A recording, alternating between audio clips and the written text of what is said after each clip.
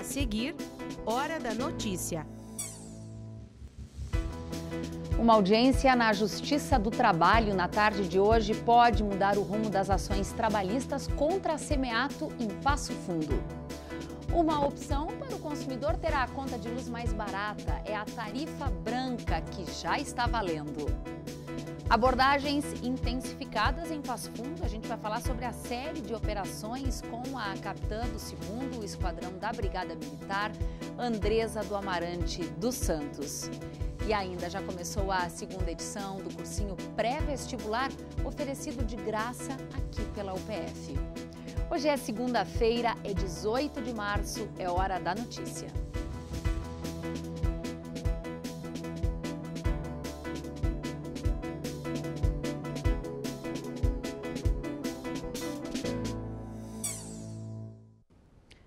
A gente começa o programa de hoje com uma alternativa para o consumidor economizar na conta de luz. É a bandeira branca que já está valendo. Para aderir à bandeira branca na conta de luz, você não pode fazer parte da tarifa social. Deve ter um consumo energético mensal acima de 250 kWh e ter o cadastro online. Só assim, estará apto a ter um desconto de 11 centavos por kWh no consumo de luz. A vantagem para o consumidor que aderir à tarifa branca é ele ter uma fatura de energia elétrica reduzida, desde que observados, os hábitos de consumo nos horários fora da ponta, do pico, que é o horário entre as 18 e 21 horas. Na tarifa branca, o valor do quilowatt-hora ele é menor, nesse horário fora de ponta. Os aparelhos que mais consomem energia são o chuveiro, o ferro de passar e a chaleira elétrica. Juntos, são os vilões da conta de luz. Mas para evitar que a utilização destes aparelhos se torne uma dor de cabeça, a saída é encontrar alternativas inteligentes. Mesmo com a bandeira branca, o consumidor tem que prestar atenção nos horários de maior e menor consumo. O pior horário do dia é das 6 da tarde às 9 horas da noite. O intermediário é das 5 da tarde às 10 da noite. Agora, se você quer economia, tem que utilizar esses aparelhos elétricos das 10 horas da noite às 4 horas da tarde do dia seguinte. Isso quer dizer, então, que quem não fizer o cadastro na tarifa branca, mesmo usando os seus equipamentos fora do horário de pico, ele vai, no valor final, pagar um valor maior.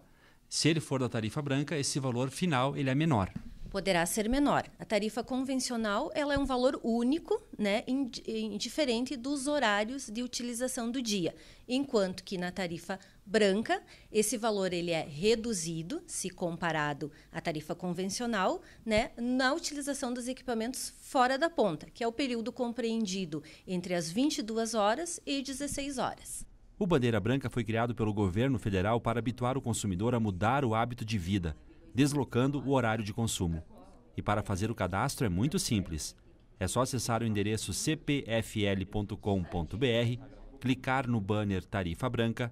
No pé da página tem as opções para quem já é cliente e quem vai solicitar uma nova ligação.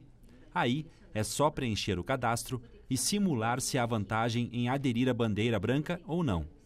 Hoje, em horário de pico, o valor da tarifa de energia da conta convencional do consumidor residencial está em 40 centavos o quilowatt-hora.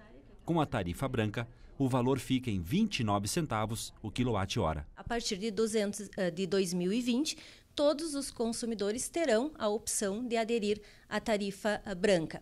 A exceção é para o consumidor cadastrado já com a tarifa social baixa renda, que não pode aderir à tarifa branca, bem como a iluminação pública. Na última semana, a Brigada Militar realizou uma operação que abordou e identificou 772 pessoas em Passo Fundo. Foram 426 carros de passeio, 62 motos e 9 ônibus. Essa é uma de uma série de operações que vem acontecendo em Passo Fundo. E para falar mais sobre isso, nós estamos recebendo aqui no estúdio a capitã do 2º Esquadrão da Brigada Militar, Andresa do Amarante dos Santos. Seja bem-vinda, capitã, à Hora da Notícia. Por que essa última operação apresentou números tão expressivos de abordagens? Obrigada. Nesse sentido, Thaís, procuramos fazer um foco mais preventivo do 3º Regimento. Iniciamos a operação na metade da tarde, ela se transcorreu até a metade da noite, ali quase trocando o dia, e aí conseguimos fazer vários focos preventivos em vários pontos da cidade, onde havia grande movimentação e alguns índices criminais também, de modo que os índices foram bem satisfatórios. Como que a Brigada Militar faz a escolha dos locais? É por meio de denúncias da comunidade ou são locais estratégicos estudados por vocês? Sim, são locais estratégicos. Se realiza uma análise criminal diante de quais os maiores delitos que nos cercam na cidade de Passo Fundo, e diante dessa análise colocamos então o efetivo da Brigada Militar em prol para tentar diminuir, coibir ou até mesmo quase zerar os delitos, o que aconteceu na tarde da semana passada de quinta-feira. Durante o momento em que a operação se transcorreu, os índices criminais, as ocorrências foram baixíssimas. A demanda do número 190 foi muito baixa. O que faz a Brigada Militar pensar que, à medida que tiver o efetivo constantemente nas ruas, talvez não nessa proporção, seja um fator importante para diminuir a criminalidade no município? Exatamente, isso vem se debatendo e vem se fazendo desde o ano passado, e através dos índices nossos, dos resultados, se verificou que quanto mais abordagens acontecem, menos crimes também. Outras estão programadas para os próximos dias, para as próximas semanas, outras abordagens? Sim, a ideia é que elas ocorram de forma sistemática, sempre com alguns focos de acordo com os índices criminais, para que a gente consiga diminuir a criminalidade.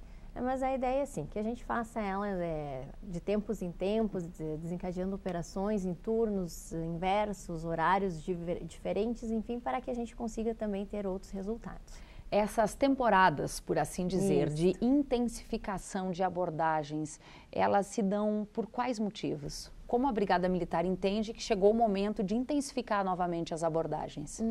De acordo, volto a bater na tecla dos índices criminais.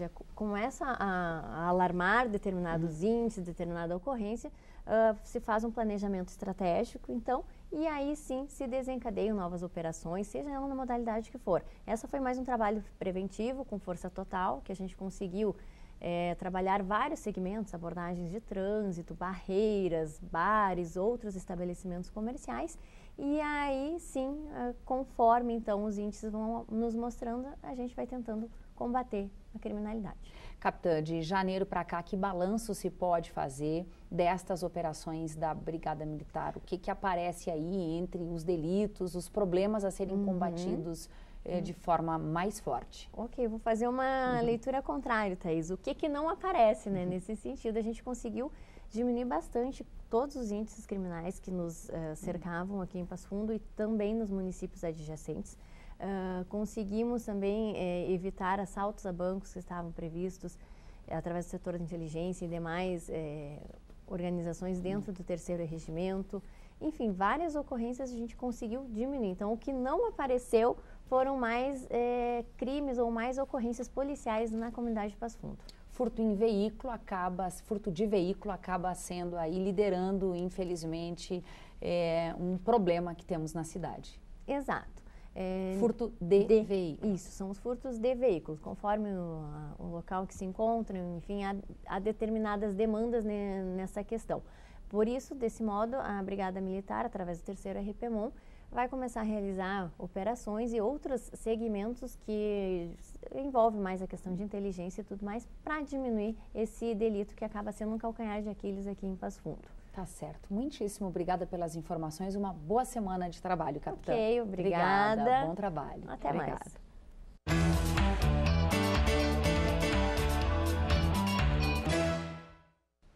A empresa Semeato apresentou proposta de pagamento para ex-funcionários que ingressaram na Justiça. Quem tem as informações é a jornalista Zumara Colucci. Zumara. Isso mesmo, Thaís. Uma audiência na Justiça do Trabalho na tarde desta segunda-feira pode mudar o rumo das ações trabalhistas contra a Semeato. A empresa vai apresentar proposta de pagamento da dívida com 700 ex-funcionários. A audiência será realizada entre representantes jurídicos da empresa e dos trabalhadores, com mediação do juiz Marcelo Caon Pereira. a empresa acumula um passivo de quase 70 milhões de reais. A Semeato pede a suspensão dos leilões dos bens da empresa como contrapartida para o pagamento dos ex-funcionários. O plano apresentado em 20 páginas prevê, por exemplo, o pagamento de 10 milhões de reais já neste ano de 2019, além de pagamentos mensais de 200 mil reais até a quitação total das dívidas. O plano propõe também aportes de 12 milhões de reais em 3 anos, com as prestações corrigidas monetariamente, devidamente corrigidas. Os valores, segundo a empresa, representam o mínimo a ser destinado pela Semeato ao pagamento dos credores, podendo haver aportes maiores. A empresa reiterou que foi atingida por uma crise sem precedentes, mas que atualmente está em fase de retomada de crescimento e já garante mais de 400 empregos diretos em Passo Fundo, com pagamento em dia dos salários. A Semeato aponta uma perspectiva de recuperação do mercado de máquinas agrícolas para o ano de 2019 e a contratação de 100 novos colaboradores. A empresa é uma das principais produtoras de máquinas agrícolas e foi atingida nos últimos anos por essa crise de todo o país. É importante que ela retome o seu desenvolvimento e o seu crescimento, porque isso vai fazer diferença para a economia do município.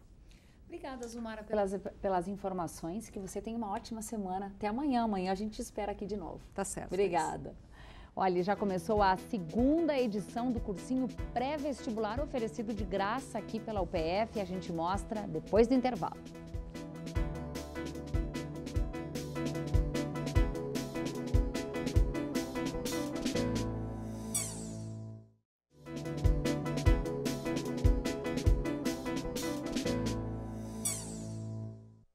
A partir de hoje, a Junta Militar de Passo Fundo começa a atender em um novo endereço. Agora, quem precisa fazer o alistamento militar, emitir a 2ª via do certificado de dispensa, a certidão de reservista ou o documento de tempo de serviço, deve procurar o prédio da Secretaria Municipal de Cultura.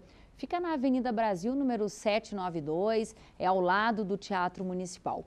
Os atendimentos são feitos das 8 às 11h30 da manhã e também da 1h30 até as 5 horas da tarde.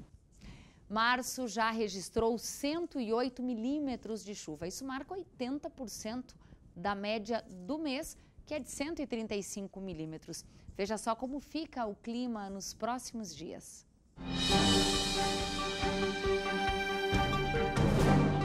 A terça-feira será de sol com algumas nuvens, sem previsão de chuva, mínima 17, máxima 27 graus. Sol e aumento de nuvens para quarta-feira, pancadas de chuva à tarde e à noite, mínima 14, máxima 23 graus. E durante essa semana acontece a Calourada do DCE-UPF. O evento tem uma programação cultural com shows, palestras, uma delas com o médico psiquiatra Jairo Bauer, que vem a Passo Fundo nessa semana. Na sexta, o evento encerra com um festival de música a partir das 5 horas da tarde no estacionamento do centro de eventos. Também estão previstas atividades nos campi da UPF de Sarandi, Casca e Carazinho. A programação é toda de graça e para conferir é só entrar na página do DCE no Facebook. O cursinho pré-vestibular popular e comunitário da UPF está de volta. Bom, na 2ª edição, a proposta é também focar no Enem e em conteúdos básicos dos ensinos fundamental e médio. Um ano depois de se formar no ensino médio, a Gisele está de volta às salas de aula. E a expectativa é seguir estudando. Do cursinho popular e comunitário da UPF, ela quer ir para os bancos da Faculdade de Direito. Durante minha vida toda eu vi várias injustiças acontecerem. Eu acho que esse mundo precisa, né, um pouquinho assim de mim, né, de um pouquinho do que eu sou assim por dentro. Além da Gisele, essa sala está cheia de alunos com muitos planos. É para isso que serve o cursinho pré-vestibular, popular e comunitário da UPF, para atender jovens e adultos em situação de vulnerabilidade social que queiram ingressar no ensino superior. O Gabriel acabou de se formar professor de filosofia pela UPF. Com ele, são 40 professores e estudantes das licenciaturas dando aulas. E os conteúdos priorizados são os cobrados no Enem. Todas aquelas pessoas que possuem Bolsa Família, estudam em ensino público podem vir participar. De modo geral, o foco é o Enem, para que esse pessoal consiga uma bolsa ou um financiamento estudantil via FIES. As aulas do ano também vão priorizar os conteúdos básicos cobrados no ensino fundamental e médio. E, além disso, alunos e professores vão ter acompanhamento psicológico. O assessoramento é do curso de Psicologia da UPF, que conta com 2 psicólogos e 8 estudantes trabalhando todas as noites no cursinho. Esse cursinho ele tem uma visão de troca de conhecimento. Então, nossos professores, nem todos são formados. Existem muitos professores que são alunos ainda da graduação. E para eles é uma experiência nova, uma experiência legal, que daqui a pouco ele pode querer ingressar um mestrado, alguma coisa, ele já está se experimentando. O cursinho pré-vestibular, popular e comunitário da UPF é vinculado à Faculdade de Educação, ao Instituto de Filosofia e Ciências Humanas e à Vice-Reitoria de Extensão e Assuntos Comunitários. O vestibular de inverno da UPF já tem data marcada. A prova acontece no dia 8 de junho e os candidatos podem acessar as provas dos últimos vestibulares. É só entrar no site vestibular.upf.br. Você se preocupa em envelhecer com saúde? Bom, é que para isso aconteça, vários fatores são indispensáveis. Entre eles, a qualidade do sono. Aqui em Passo Fundo, algumas atividades aconteceram para lembrar a população sobre a importância do sono regular diário. Uma destas atividades você acompanha agora. O Oscar veio de Bela Vista para Passo Fundo em busca de ajuda. É que ele tem dificuldade para dormir e quer descobrir o motivo. Para isso, ele participou de uma avaliação sobre a qualidade do sono, feita pelo Hospital de Clínicas. Dorme assim um sono e depois que acorda, assim tipo 2 horas, 3 horas, dali em diante o sono não é um sono que descanse, né? É um sono pequeno, que a gente vira de lado, não dorme mais, é poucos minutos, olha no relógio, passou meia hora, vira de lado, dorme mais um pouco e assim vai até amanhecer o dia, né? O Oscar não é o único que enfrenta esse problema. Dos pouco mais de 209 milhões de brasileiros, pelo menos 73 milhões têm dificuldade para dormir. Os dados são da Associação Brasileira do Sono e revelam o quanto é importante ficar atento aos primeiros sinais de dificuldade. A sensação de cansaço ao acordar, a sensação de fadiga durante o dia, a falta de produtividade, a irritabilidade, a falta de paciência, perda de memória, dificuldade para pegar no sono, os acordares, os despertares noturnos, né? Esse é um sinal de que tem alguma coisa diferente ou não adequada na estrutura do sono dessa pessoa. Dormir bem é envelhecer com saúde. Esse foi o tema da Semana do Sono desse ano. A ideia é sensibilizar sobre o quanto dormir é um ato necessário que reflete na qualidade de vida. Quando a gente tem uma alteração no sono, a pessoa ao longo do tempo vai passando por diversas situações relacionadas a outros sistemas. A gente tem aí o surgimento de doenças cardiovasculares, em relação ao sistema neurológico também, são relacionadas à cefaleia intensa, que é a dor de cabeça intensa, situações relacionadas também à falta de memória, ao déficit de atenção, à dificuldade de coordenação. O ganho de peso também é altamente relacionado às doenças do sono. A gente tem que acordar, tem que se sentir descansado, e se o indivíduo não tem essa percepção é porque tem alguma coisa de errada acontecendo. Essas foram as informações de hoje. Esse programa tem reapresentação sempre à noite, em 2 horários, 7h30 e 10h30. A gente volta amanhã ao 12h30, sempre ao vivo. Uma ótima semana para você.